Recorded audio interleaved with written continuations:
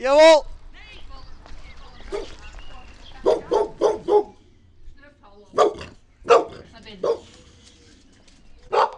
Goeie.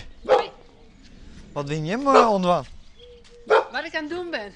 Bloempot verslepen. Ja, maar een mooi plakje hier. We hebben hier een hele mooie plek. Ja, zeker. Mag ik jouw varkentjes laten zien? Oh, willen jullie varkentjes zien? Dat is weer wat anders. Nou, best. En jongen. Ja. Jonge kottingers. Kottingers. Kottingers. Kottinger mini-varken.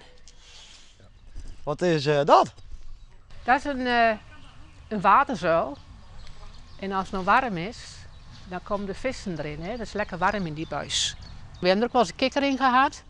Maar die snapte niet dat hij weer naar beneden kon. Dus ze moesten weer de hele buis leeg laten lopen. Oh. Die hing met de pootjes gespreid, hing die er bovenin.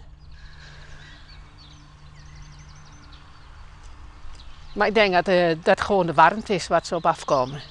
Maar als het regent, dan zien ze er niet in. Het is alleen met helder weer en dat de zon schijnt. Liefst met de zon erbij. En ze hebben mooi uitzicht. Ja. Ja, ze kunnen een beetje van zich afzien. Hè? Ze kunnen over de Haag zien nou. Ja. En ik dan maar een berg vogels. Ja. Vogels, konijnen. En de rest loopt ginds in het hoekje. Maar dat is ik van jou. Ja. Ja. Maar dit is eigenlijk jouw privé workerij? Ja. Ja. Ja. En waarom dacht je van dat begin ik maar eens mooi? Nou, wij komen allebei van de boerderij. Dus dan heb je iets met beesten. En een paar geiten is altijd leuk. Hè? Toen we een stukje grond konden kopen, was het echt zoiets van een paar geitjes erin. Dus, en dan wordt het iedere keer een beetje meer. Dus het is eigenlijk wat ik te hard doe? Nee, het is niet uit de hand gerold. Nee.